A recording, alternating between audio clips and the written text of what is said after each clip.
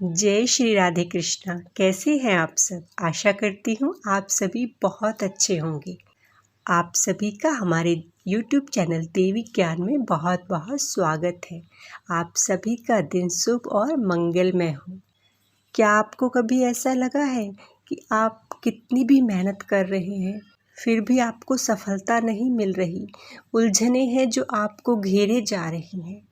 तो ऐसे वक्त में आप सबसे पहले अपनी आंखें बंद कर कर अपने इष्ट देव को याद कीजिए और उनसे प्रार्थना कीजिए कि आपको आपकी उलझनों से बाहर निकालने का रास्ता दिखाएं।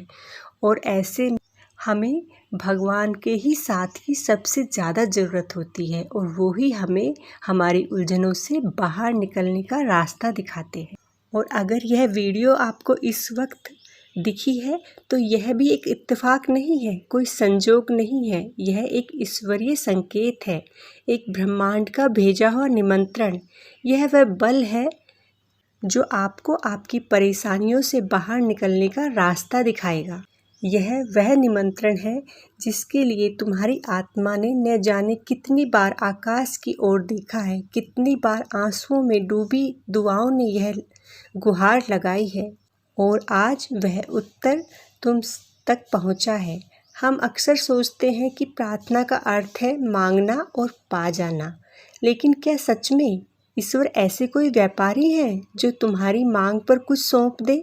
शिव कहते हैं, मैं तुम्हारी हर दुआ सुनता हूँ, लेकिन मैं तुम्हारी इच्छा के मुताबिक नहीं, तुम्हारे कल्याण के मुताबिक उत्तर देता हूँ। हर बार जब तुम कहते हो, हे भोले, हे शिव, मुझे यह मिल जाए, तब मैं तुम्हारी आत्मा से पूछता हूँ, क्या यह वह चीज़ है, यह व्यक्ति है जो तुम्हें मुक्त करेगा या और बांध देगा? सच्ची प्रार्थना वह नहीं जो जुबान से निकले, बल्कि वह होती है जो मन से निकले, जहाँ दिल कहे, प्रभु जो तुम्हारी इच्छा वही मेरी मंजिल। क्योंकि ईश्वर वह नहीं देते जो हमें पसंद है, बल्कि वह देते हैं जो हमारे लिए अच्छा है। इसीलिए जब भी प्रार्थना करो, ईश्वर से यही कहो, जो मेरे लिए अच्छा हो, भोले बाबा, भोले शंकर, वही करना। जैसे बच्चे जिद करते हैं किसी चीज़ के लिए, पर माँ बाप वही देते हैं जो उनके लिए अच्छा है, वैसे ही ईश्वर भी हमारे लिए वो करते हैं जो हमें दिल से खुशी दे, चाहे देर से ही सही, पर देते ज़रूर हैं। कभी कभी देर होने पर हमें लगने लगता है कि ईश्वर सुन नहीं रहे हमारी, पर ईश्वर की योजना सही समय पर सामने आती है। तभी तो कहते हैं भगवान के घर देर है पर अंधेर नहीं। क्या तुमने कभी सोचा है वो व्यक्ति, वो अवसर जिसके लिए तुमने न जाने कितनी बार प्रार्थना की, वो तुम्हारे जीवन से क्यों चला गया? क्यों? क्योंकि शिव तुम्हें उसे बचा रहे थे, जो आगे चलकर तुम्हारी रूह को तोड़ देता। शिव कहते हैं, मैं हर दरवाज़ा नहीं खोलता, क्योंकि कुछ दरवाज़ों के पीछे तुम्हारे आत्म विनाश की आग छुपी होती है। कभी कभी जब तुम प्रार्थना करते हो और उसके बाद जीवन में तूफान आता है, तुम कहते हो, क्या मेरी प्रार्थना का यह उत्तर था? हाँ, वही उत्तर था, क्योंकि वह तूफान तुम्हें उसी दिशा में ले जा रहा है जहाँ तुम्हारा असली स्वरूप जागेगा। मैं तुम्हें तोड़ता नहीं, मैं तुम्हें और मजबूत बनाता हूँ। मैं तुम्हें जलाता नहीं, मैं तुम्हें तपाता हूँ। तुम मांगते हो सुख, मैं देखता हूँ, क्या यह सुख तुम्हें सच में सुख देगा या तुम्हें तोड़ देगा? तुम मांगते हो रिश्ता, मैं देखता हूँ, क्या यह रिश्ता तुम्हें खुद से दूर कर देगा? तुम मांगते हो सफलता, मैं देखता, क्या यह सफलता तुम्हें घमंड की ओर ले जाएगी? और मैं बाद में वही देता हूँ जिसमें तुम्हारा आत्मिक विश्वास हो। हर प्रार्थना का उत्तर मैं देता हूँ, लेकिन जब तुम तैयार हो, न कि जब सिर्फ तुम मांगते हो।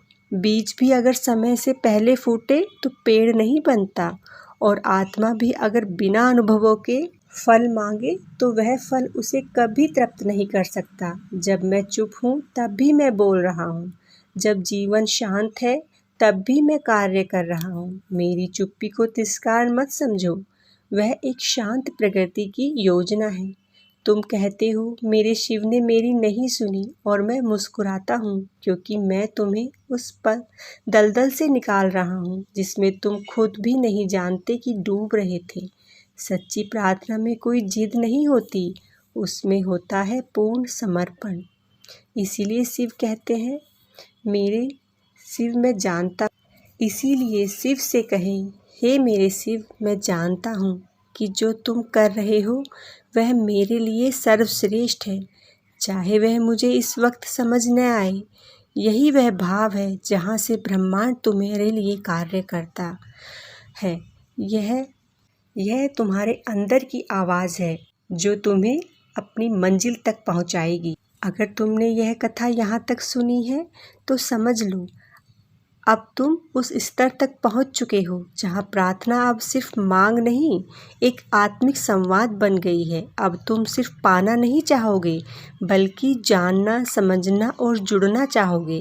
याद रखो, शिव हर टूटन को एक नई रचना बनाते हैं और उनकी नाव में एक गुप्त हाँ छुपी होती है। और जब सब दरवाजे बंद होते हैं तब एक खिड़की खुलती है जहाँ प्रकाश आता है, शांति आती है और शिव आते हैं।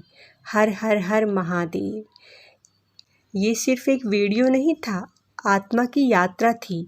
अगर आपके दिल ने इसे महसूस किया है तो इसे किसी और के दिल तक ज़रूर पहुँचाए। क्या पता आपके एक शेयर से किसी और के दिल को भी खुशी मिल जाए, उसको भी अपने कुछ सवालों का जवाब मिल जाए। और प्लीज़ चैनल को सब्सक्राइब करें, वीडियो को लाइक शेयर करते हुए कमेंट में हर हर हर महादेव ज़रूर लिखें।